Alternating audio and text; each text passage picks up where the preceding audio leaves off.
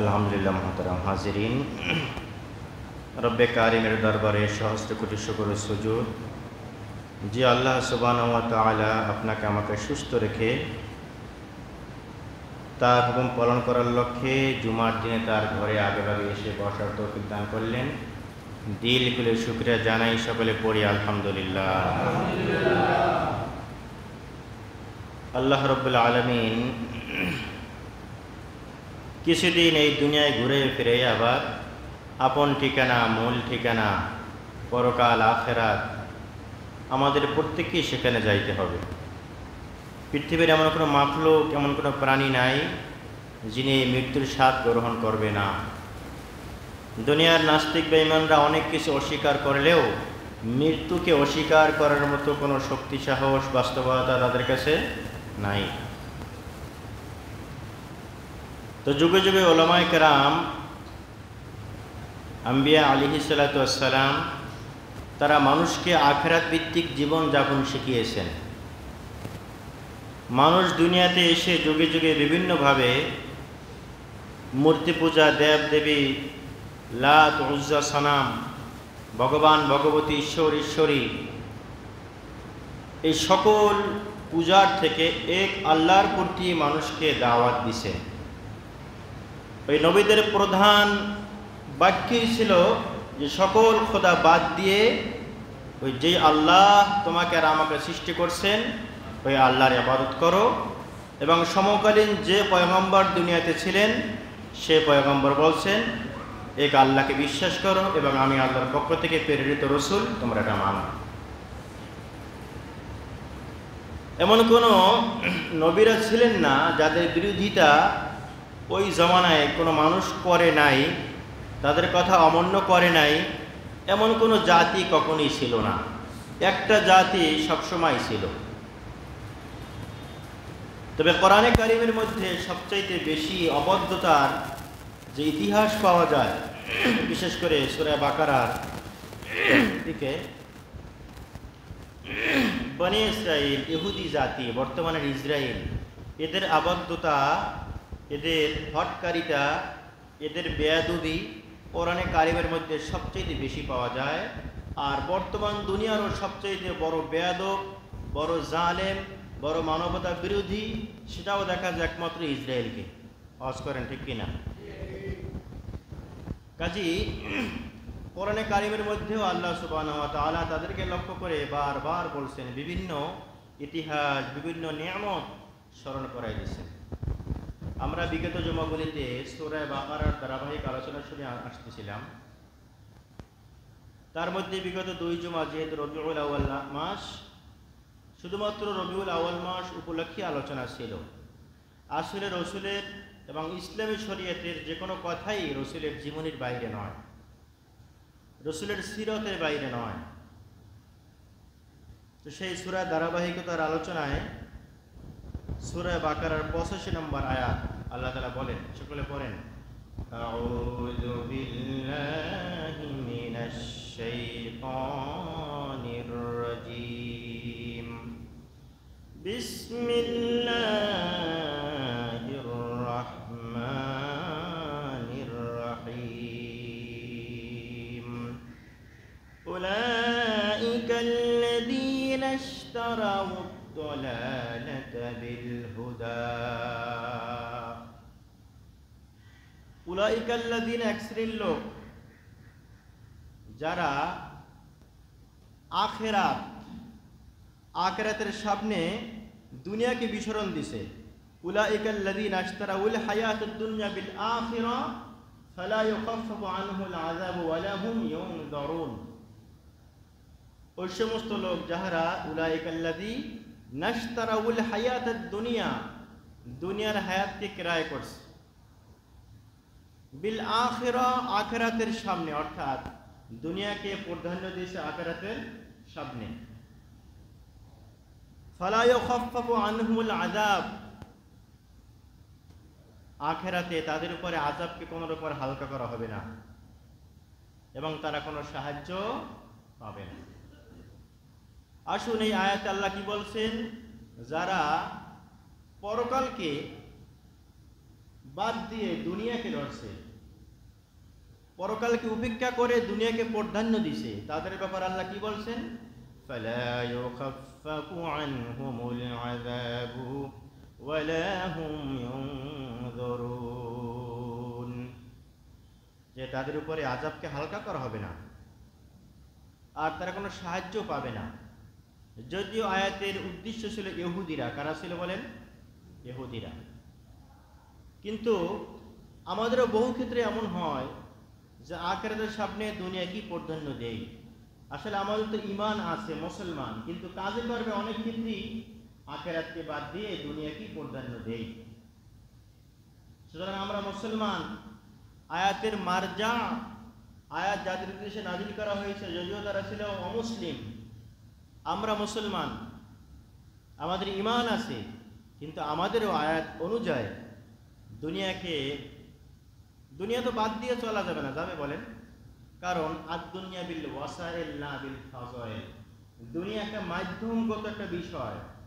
দুনিয়া শুধু ফজিলত দ্বারা চলে না, দুনিয়া লাগবে, তবে আখিরাত বাদ দিয়ে নয়। আখিরাত বাদ দিয়ে নয়।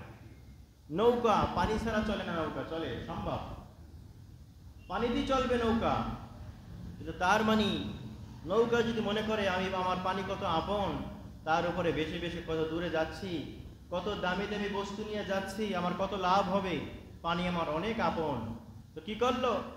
বলে তাহলে পানিকে আমার কাছে নিয়ে নেই, আরো নৌকার তলি ছিদ্র করে দিয়ে যে পানি আরো কাছে নিয়ে নেই, পানিতে ভরপুর হয়ে যায়। কি বলেন? নৌকা থাকবে না, তলাইয়া সব শেষ হয়ে যাবে। বলেন? শেষ হয়ে যাবে। ঠিক ইমানদার দুনিয়া ছাড়া চলবে না বটে, কিন্তু সে যদি দুনিয়াকে বেশি আপন বানিয়ে নেয়, দুনিয়াই সব তার। নৌকায় যেমন পানি উঠে সব তার, নৌকা শেষ, নিজেও শেষ, দুনিয়াকে পুরোপুরি ধরতে গেলে নিজেও শেষ, ইমানও শেষ, এক কথায় দুনিয়াও শেষ, আখিরাতও শেষ। কারণ দুনিয়ায় যে দুনিয়াকে বেশি পাইতে চায়, সে তো দুনিয়া রিজিকে যা আছে তার থেকে বেশি পাবে না, পাবে অযথা পেরেশানি, হয়রানি আর চিন্তা, আর বলে ঠিকমতো গোসল নাই, ওযু নাই, নামাজ নাই, খাওয়া দাওয়া নাই, সে দুনিয়ার পিছনে ছুটছে আর ছুটছে, চেহারাই বড় অস্থির ভাব, কিছুই নাই তার। তাহলে সে দুনিয়াও ক্ষতিগ্রস্ত হলো, অর্থাৎ দুনিয়ার ভোগ বিলাস হচ্ছে পাইল না, আর আখিরাতে গেল। খসিরাত দুনিয়া ওয়াল আখিরা, দুনিয়া এবং আখিরাত সবই খুয়াইল। কি বলে? এর মধ্যে কাফেরেরা শতভাগ, কাফেরেরা শতভাগ। মুসলমানরা দুনিয়ার লাইনে একটু পিছনে, কাফেররা দুনিয়ার লাইনে আগে। হ্যাঁ, এরা তো দুনিয়ার লাইনে আগেই থাকবে, থাকারই তো কথা, কারণ তাদের তো একমাত্র দুনিয়াই। আর তারা দুনিয়াকে প্রাধান্য দিবে, মুসলমান দুনিয়াকে প্রাধান্য দিবে না। কিন্তু অবস্থা এমন হয়েছে, মুসলমান দুনিয়াকে প্রাধান্য দিয়া দুনিয়াকেও খুব বেশি পায় নাই, আর আখিরাতকে হারাইছে। আর আল্লাহ আমাদেরকে পাঠাইছিলেন আখিরাত কামাইয়ের জন্য, যে বান্দা তুমি যদি আখিরাত কামাই করো, আমার হুকুম হাকাম মতো চলো, কাফেররা দুনিয়া কামাই করবে, ওরা তোমার গোলাম হয়ে থাকবে। আর তুমি যদি আমার গোলাম হও, মাল্লাহুল মাওলা ফালাহুল কুল, যে আল্লাহর হবে, দুনিয়া সব তার জন্য হবে। তো আমরা দুনিয়ার লাইনে পিছিয়ে আছি, আর আমলের লাইনে যখন পিছিয়ে আছি, তখন দুনিয়ায় আমরা যেন বড় অসহায় দুরবস্থায় আছি, যার বাস্তবতা এখন দেখা যায় কিনা বলেন? ইহুদিন, আসারা, পশ্চিমারা সব কিছুর বিনিময়ে তারা এক কথায় শুধু মুখে বলে না, সব জায়গায় মুসলিম নিধন হচ্ছে, মুসলমানদের উপরে জুলুম হচ্ছে, অত্যাচার হচ্ছে। আজ ফিলিস্তিনে, ইসরায়েলে যেই পরিমাণে গণহত্যা, মানবতা বিরোধী যত নিষ্ঠুরতা আছে, তার প্রমাণ পৃথিবীর মনে হয় এত বর্বর আইএমএ জাহিলিয়াতের লোকেরাও ছিল না। ঠিক কিনা বলেন? আইএমএ জাহিলিয়াত এত খারাপ ছিল না মনে হয় ইসরায়েলের মতো। কিন্তু যদি এটা ইহুদিদের ক্ষেত্রে হইতো, খ্রিস্টানদের ক্ষেত্রে হইতো, তাহলে তাদের মায়া কান্নার আর কোনো শেষ ছিল না। মুসলমান এখন মায়া কান্না নাই, কেন? আমরা তো অভিভাবক হারাইছি, যে জন্য দুনিয়াতে আসছি সেটা আমরা বাদ দিয়ে দিচ্ছি। আসছিলাম ইবাদতবন্দি করার জন্য, আল্লাহর হুকুম মানার জন্য, নবীর তরিকায় চলার জন্য, কিন্তু আমরা কি করছি? দুনিয়াকে প্রাধান্য দিয়ে বসছি। যখন দুনিয়াতে প্রাধান্য দিছি, ইমান না থাকলে তো পরকালে পুরো জাহান্নামে যাইতে হবে, আযাবকে হালকা করা হবে না। ইমান থাকার কারণে হয়তো পরকালে আমাদের কিছু শাস্তি হবে, যার নমুনা আমরা দুনিয়াতে দেখতেছি। কারণ মুহাম্মদ রাসূলুল্লাহ সাল্লাল্লাহু আলাইহি ওয়াসাল্লাম যখন ইসলামের দাওয়াত দিলেন, শক্তি সামর্থ্য সহায় বলতে কিছু ছিল বলেন? কিছুই ছিল না। কিন্তু একজন মানুষ একে একে দাওয়াত দিয়ে পুরো পৃথিবীর অন্ধকারকে দূর করে দিয়েছেন। আজ মুসলমানও যদি শক্তিশালী একজন মুসলমান হইতো, বলে এলাকা জয় হয়ে যেত। আগের যুগে আমরা দেখছি, আপনারা আরো ভালো দেখছেন, যে একজন যদি আলেম দেওবন্দ পরে মদিনায় পরে যদি এলাকায় আসতো, তাকে দেখে দেখে বহুত মানুষ আল্লাহ হয়ে যেত। ঠিক কিনা বলেন? এদেশ শাহজালাল ইয়ামিন রহমতুল্লাহ আলাইহি তারা আসছে, তাদের কদম মোবারক ফালানোর সাথে সাথেই অসংখ্য অমুসলিমরা মুসলমান হয়ে গেছে। ইমানের পাওয়ার এমন ছিল তাদের। আজ আমরা মুসলমান এত বেশি, কিন্তু ইমানের পাওয়ার এত কম। মুসলমানদেরকে নিষ্ঠুরভাবে মারতেছে। আরব লীগের কিছু নেতারা বসে কিছুদিন পর পর একটা মিটিং দিয়ে সিদ্ধান্ত ছাড়াই উঠে যায়। ঠিক কিনা বলে? এজন্য কোরআন আয়াত অনুযায়ী দুনিয়াকে বাধ্য দেওয়া যাবে না, কিন্তু দুনিয়াকে আখিরাতের মোকাবেলায় প্রাধান্য দেওয়া যাবে না। করেন أولئك الذين اشتروا الضلالة اشتروا الحياة الدنيا فلا يخفف عنهم العذاب ولا هم ينظرون। এটা ছিল কাফেররা দুনিয়াকে আখিরাতের সামনে প্রাধান্য দিচ্ছে। আমাদের মধ্যেও বাস্তবতা আসলে এমন, যদিও স্বীকার করতে কষ্ট হবে, আমাদের নজরে, চিন্তায়, মাথায়, মগজে দিলে দুনিয়ায় আসল। আখিরাত সময় পেলে করবো, নাহলে করবো না। এইখানে যারা নামাজ পড়তে আসে, জুমার নামাজ, আল্লাহ মাফ করুক, হয়তো আমার ধারণা ভুল হতে পারে, বহু লোক আছে ফজর নামাজ পড়ে নাই, বহু লোক আছে এক সপ্তাহ নামাজ পড়ে নাই। হয়তো বা ধারণা ভুল হতে পারে, সবাই নামাজে আমি মনে করি। কি বলেন? হয়তো অন্য জায়গায় এরকম আছে, কারণ এটা বুঝি কেমনে বলে, জুমার দিন 3 তলা সব ভরে, ওয়াক্তি নামাজে 1.5 কাতার, ফজরে তো বলে একেবারে মুসল্লি কম হয়। এই জন্য আখিরাতকে দুনিয়ার সামনে প্রাধান্য দেওয়া যাবে না। কি বলেন? এটা দিয়েছিল ইহুদিরা। রাসূল সাল্লাল্লাহু আলাইহি ওয়াসাল্লাম যখন হিজরত করলেন, সাহাবায়ে কেরাম দুনিয়াকে বাদ দিয়ে, বিবি বাচ্চা সব বাদ দিয়ে হিজরত করছেন। তো কাফেররা দুনিয়া লোভী ছিল। আপনারা জানেন, মুহাম্মদ রাসূলুল্লাহ সাল্লাল্লাহু আলাইহি ওয়াসাল্লাম যেদিন হিজরত করা শুরু করছেন, যেহেতু রবিউল আউয়াল মাস, সেহেতু আমরা হিজরতের বিষয়ে একটু কথা শুনতে পারি। রাসূল সাল্লাল্লাহু আলাইহি ওয়াসাল্লাম হিজরত করছেন, কাফেররা তো পাইল না তাকে। তো ঘোষণা হইল, মুহাম্মদ সাল্লাল্লাহু আলাইহি ওয়াসাল্লামকে যারা ধরে দিতে পারবে তাদের জন্য বড় পুরস্কার আছে। কি আছে বলেন? পুরস্কার আছে। নাউজুবিল্লাহ বলেন। তো সোরাকা নামে একজন ইহুদি, অমুসলিম, এ চিন্তা করলে এত বড় মহা পুরস্কার, সম্ভবত 100 উট, লাল উটের পুরস্কার ঘোষণা হয়েছিল। এত বড় পুরস্কার বাদ তো দেওয়া যায় না, যায় বলেন? সোরাকা রাসূলের পিছে ছুটছে এবং তিনি সন্ধান পাইছেন যে এই পথে মুহাম্মদ রাসূলুল্লাহ সাল্লাল্লাহু আলাইহি ওয়াসাল্লাম গেছেন। উনি পথ ধরছে, সেই পথে মুহাম্মদ সাল্লাল্লাহু আলাইহি ওয়াসাল্লামকে ধরবে, তার মাথায় এনে দিবে। এত বড় পুরস্কার ছাড়তে পারে না সে, তলোয়ার নিয়ে রওনা হয়েছে। কিন্তু মুহাম্মদ রাসূলুল্লাহ সাল্লাল্লাহু আলাইহি ওয়াসাল্লাম তিনি কি একা? কি বলেন? তার সাথে কি আছে বলেন? তার সফর সঙ্গী ছিলেন হযরতে আবু বকর রাদিয়াল্লাহু তাআলা আনহু।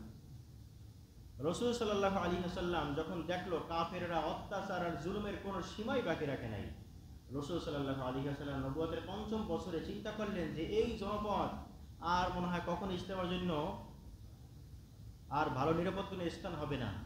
সাহাবাদেরকে বললেন যে এই স্থানটা আসলেই সুন্দর নয়, তোমরা হিজরত শুরু করো। তো প্রথমে 15 জন সাহাবী তারা আবিসিনিয়া, কোথায় বলেন? আবিসিনিয়ায় হিজরত করছে। পরে আবার 100 লোকের কাফেলা গেছে। পরে আল্লাহ তাআলার পরে ইয়াসরাবের কিছু লোক এসে রাসূল সাল্লাল্লাহু আলাইহি ওয়াসাল্লামের বাইয়াত গ্রহণ করছে। হ্যাঁ, ইয়াসরাবের বর্তমান নাম কি বলেন? মদিনা। বর্তমান নাম কি? মদিনা। তো মদিনার লোকেরা এসে রাসূল সাল্লাল্লাহু আলাইহি ওয়াসাল্লামের কাছে বাইয়াত গ্রহণ করছে। রাসূল সাল্লাল্লাহু আলাইহি ওয়াসাল্লামকে তারা খুব আপন ভেবে রাসূলকে অভ্যর্থনা জানাইছেন যে আপনি আমাদের কাছে চলেন। আল্লাহর নবী মর্জি ছিল, রাসূল সাল্লাল্লাহু আলাইহি ওয়াসাল্লাম সাহাবীদেরকে বলছেন যে তোমরা মদিনায় হিজরত করতে থাকো। অসংখ্য লোক মদিনায় চলে গেছে, দলে দলে মদিনায় গেছে। লম্বা ঘটনা হিজরতের। প্রতিমধ্যে যাকে যেভাবে পাইছে কাফেররা অত্যাচার জুলুম করছে। যখন কাফেলা বন্দী হয়ে গেছে, তখন জুলুম অত্যাচার করতে পারে নাই। ওমর রাদিয়াল্লাহু তাআলা যেদিন হিজরত করবেন, আর মুসলমানদের হিজরত ছিল বহুত বড় একটা সওয়াবের, ফজিলতের, আর জীবনে বহুত বড় একটা ত্যাগের। কি বলেন, নিজের ঘর বাড়ি ভিটামাটি সব ছেড়ে অজানা উদ্দেশ্যে যাওয়া, এটা কি খুব সহজ কথা বলেন? এবং পৃথিবীতে অসংখ্য নবীরা হিজরত করছেন, হিজরত করেন নাই এমন নবীও কম আছে। যেমন ইব্রাহিম আলাইহিস সালাম হিজরত করছিলেন, এলাকার অত্যাচারে বলছিলেন ওয়াকাল ইন্নী যাহিবুন ইলা রাব্বি সায়াহদিন রাব্বি হাবলি মিনাস সালিহিন। ইব্রাহিম আলাইহিস সালাম বলছিলেন যে আল্লাহ, আমি এই জনপদ থেকে বাঁচলাম, চললাম, আল্লাহ আমাকে পথ দেখাবে। তো রাসূল সাল্লাল্লাহু আলাইহি ওয়াসাল্লাম সেই ধারাবাহিকতা হিজরত করছেন। ওমর রাদিয়াল্লাহু তাআলা যখন হিজরত করবেন, বলছেন আসো, কে আছো? উনি প্রথমে কাবা ঘরে তওয়াফ করলেন, তওয়াফ করার পরে বলে মাকাম ইব্রাহিমে গিয়ে 2 রাকাত নামাজ পড়লেন। নামাজ পড়ে আল্লাহর কাছে দোয়া করলেন। দোয়া করে বলতেছেন খুব জোর কণ্ঠে যে আজকে ওমর হিজরত করবে, কে আছো ওমরকে বাধা দেবা? কে আছো তার স্ত্রীকে বিধবা করতে চাও, সন্তানকে এতিম করতে চাও, মাকে বলে কে আছো মায়ের বুককে খালি করতে চাও, আসো, আজ ওমর হিজরত করবে। উনি হিজরত করছেন, চলে গেছেন। এভাবে একে একে সকল সাহাবারা, শুধুমাত্র দুর্বল মুসলমান ছাড়া সবাই চলে গেছে। আছে মুহাম্মদ রাসূলুল্লাহ সাল্লাল্লাহু আলাইহি ওয়াসাল্লাম, আছে আবু বকর, আর আছে হযরতে আলী। 3 জন আছেন, আর সবাই কি করছেন? চলে গেছেন। তো আল্লাহর ইশারা, লম্বা ঘটনা, আল্লাহর ইশারা মুহাম্মদ রাসূলুল্লাহ সাল্লাল্লাহু আলাইহি ওয়াসাল্লামকে হিজরতের জন্য বলা হলো। আবু বকরকে বললেন, আবু বকর, আমার মনে হয় হিজরত করা লাগবে। তো কাফেররা চিন্তা করলো, যেহেতু মুসলমান শূন্য, মুহাম্মদ সাল্লাল্লাহু আলাইহি ওয়াসাল্লামকে এই মুহূর্তে হত্যা করতে হবে।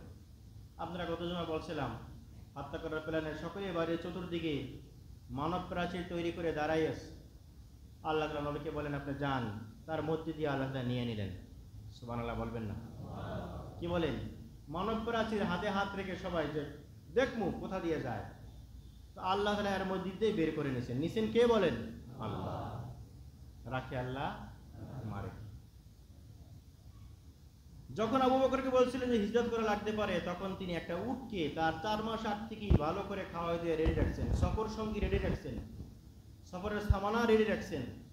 রাসূল সাল্লাল্লাহু আলাইহি ওয়াসাল্লাম যেই দিন মক্কা ছেড়ে যান, রাসূল সাল্লাল্লাহু আলাইহি ওয়াসাল্লাম চোখের পানি ছেড়ে ছেড়ে বলছিলেন, হে মক্কার মাটি, শোনো, আমার কাছে পৃথিবীর সবচাইতে তুমি আপন, তুমি প্রিয়, কারণ আমি এই মাটিতেই বড় হয়েছি এবং এই মাটি আমি খুব পছন্দ করি, ভালোবাসি। শোনো মক্কার মাটি, আমার দিল যাইতে মনে চায় না। যদি আমাকে এই আরবের কাফেররা যাইতে বাধ্য না করতো, তাহলে আমি কখনো তোমাকে ছেড়ে যাইতাম না। রাসূল সাল্লাল্লাহু আলাইহি ওয়াসাল্লাম নিজ জন্মভূমি অত্যন্ত কষ্টে, দুঃখে, ভারাক্রান্ত হৃদয় নিয়ে রাসূল সাল্লাল্লাহু আলাইহি ওয়াসাল্লাম তার জন্মভূমিকে ত্যাগ করলেন। যে কথা বলতেছিলাম আয়াতের, রাসূল সাল্লাল্লাহু আলাইহি ওয়াসাল্লাম গুহায় গিয়ে থাকছেন, গারে সুরে। আবু বকর রাদিয়াল্লাহু আনহু বড় চিন্তিত, পেরেশান, এত পেরেশান, এত চিন্তিত, হয়রান। কারণ মুহাম্মদ রাসূলুল্লাহ সাল্লাল্লাহু আলাইহি ওয়াসাল্লাম তিনি যদি শেষ হয়ে যান, তাহলে তো সব শেষ। উনি খুব, আর রাসূলকে সবচেয়ে বেশি ভালোবাসে কে বলেন? আবু বকর রাদিয়াল্লাহু আনহু। এত মহব্বত করছেন, দিল দিয়ে মহব্বত করছেন। এবং নবীজি বলছেন যে আমাকে যত মানুষ যত প্রকার অনুগ্রহ করছে, সকল অনুগ্রহের বদলা আমি দিয়ে দিছি, কিন্তু আবু বকরের অনুগ্রহের বদলা আমি দিতে পারি নাই। সুবহানাল্লাহ, এত বেশি ভালোবাসছিলেন। তাই তো আবু বকর, কি বলেন? যাই হোক, তো সোরাকা যখন শুনল মুহাম্মদ সাল্লাল্লাহু আলাইহি ওয়াসাল্লাম এই পথে যাইতেছে, তো যাইতে যেতে কাছাকাছি গেল, আবু বকর দেখে যে সোরাকা পিছনে। আবু বকর তো পেরেশান, একবার রাসূলের পিছনে যায়, একবার সামনে যায়। নবীজি বলেন, আবু বকর আপনি এত পেরেশান কেন? বলে, ইয়া রাসূলুল্লাহ, আমি যখন পিছনে যাই আমার কাছে মনে হয় সামনে থেকে আপনাকে কেউ মনে হয় আঘাত করবে, আবার যখন সামনে আসি তখন মনে হয় পিছন থেকে আপনাকে কেউ নাকি আবার আঘাত করলো, আবার যখন আমি ডানে যাই আমার মনের মধ্যে খেয়াল আসে আবার রাসূলকে বাম দিক থেকে কেউ নাকি আঘাত করে বসে, আমি বারবার চতুর্দিকে ছুটাছুটি করি। এ ছিল মহাব্বতের নমুনা, मोहब्बत एक अजीब शय है, बयान करना नामुमकिन है। मोहब्बत से न खाता है, न सोता है, न पीता। मियाने आशिकों माशोक चिरुम जीस्त, किरामन कातिबिन राहम खबर नीस। নবী রাসূল বললেন, দেখেন আরে পেরেশান হয়ে না, আমাদেরকে হেফাজত করবে কে বলেন? আল্লাহ। তো সুরাখা যাইতে যেতে কাছে গেল, আবু বকর বলেন, ইয়া রাসূলুল্লাহ আমরা তো ধরা পড়ে গেছি। বলে না, ইন্নাল্লাহা মাআনা, আমাদের সাথে আল্লাহ আছে। সুরাখা যেই কাছে গেছে, কারণ 100 উট একই মিস করা যায়, যেই কাছে গেছে ধরবে, সাথে সাথে আল্লাহ তাআলা সুরাকার ওই উটকে মাটির মধ্যে, সুরাকার শক্ত মাটি, মরুর মাটি, তার মধ্যে সুরাকার উটের পাগুলা মাটির মধ্যে ঢুকে গেছে, আর উঠতে পারে না। সুবহানাল্লাহ বলবেন না? তো সুরাকা বুঝতে পারলো যে আমি যা করতেছি আর সম্ভব নয়, তো আবার উঠলো, তওবা করলো, আল্লাহ মাফ করে দেন, ভুল করছি, ইস্তেগফার করলো, আল্লাহ মাফ করছে।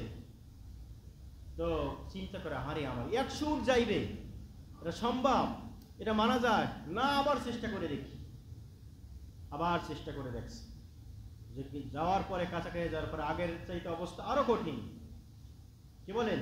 দুনিয়া লুবি যাকে বলে। তো আবারও এক অবস্থা হয়েছে। এরপরে উট যখন গেড়ে গেছে, তখন পিছন থেকে কেঁদে কেঁদে বলছে, হে আল্লাহর রাসূল আমাকে মাফ করে দেন, আমি বুঝি নাই, আপনি আমাদের দোয়া করেন উট যেন উঠে যায়। কি বলেন? বারবার হওয়ার পরে তো সুরাকা কি করলো, মুহাম্মদ সাল্লাল্লাহু আলাইহি ওয়াসাল্লাম ধরতে চাইছে দুনিয়ার বিনিময়ে। কি বিনিময়? দুনিয়ার বিনিময়ে। দুনিয়া লোভী ছিল, সে কি ধরতে পারছে বলেন? ধরতে পারছে? কোনো শক্তি কি ধরার ছিল? ছিল না। আল্লাহই তাকে নিয়ে গেছেন। মুহাম্মদ সাল্লাল্লাহু আলাইহি ওয়াসাল্লাম যেদিন মদিনায় গেছেন, লম্বা ঘটনার বিস্তারিত বলতে গেলে হিজরতের ঘটনা বললে কয়েক সপ্তাহ লাগে। যখন মদিনায় গেছেন রাসূল সাল্লাল্লাহু আলাইহি ওয়াসাল্লাম, মদিনার কিতাবে আসছে এমন কোনো অলিগলি ছিল না, এমন কোনো বাড়ি ছিল না, বাসা বাড়ি, এমনকি নারীরা, শিশুরাও মুহাম্মদ সাল্লাল্লাহু আলাইহি ওয়াসাল্লামের কথা মুখে মুখে সকলে উচ্চারণ করছে। যেদিন রাসূল সাল্লাল্লাহু আলাইহি ওয়াসাল্লাম মদিনার বুকে পৌঁছলেন, শিশুরা বাক্যে আনন্দে সকলে এই কবিতা বললেন, আপনারা জানেন, বলেন, তালাআল বাদরু আলাইনা মাদাআ লিল্লাহি দা ওয়াজাবাত শুকরু আলাইনা মাদাআ লিল্লাহি দা। বলেন, তালাআল বাদরু আলাইনা মিন সানিয়াতিল ওয়াদা ওয়াজাবাত শুকরু আলাইনা মিন সানিয়াতিল ওয়াদা। কবিতা বললেন, সুখে আনন্দে খুশি। মদিনার মানুষরা রাসূল সাল্লাল্লাহু আলাইহি ওয়াসাল্লামকে ভালোবেসে তারা আনসার হয়েছে, যাদের কথা কোরআনে আসছে। রাসূল সাল্লাল্লাহু আলাইহি ওয়াসাল্লামকে ভালোবাসার কারণে তাদের দ্বারা দ্বীন জিন্দা হয়েছে, এবং দ্বীনের বলে তখন স্তম্ভ সেখানে চলে গেছে। আজ আমরাও যদি রাসূল সাল্লাল্লাহু আলাইহি ওয়াসাল্লামকে ভালোবাসি, আমাদের জীবন সুন্দর হবে।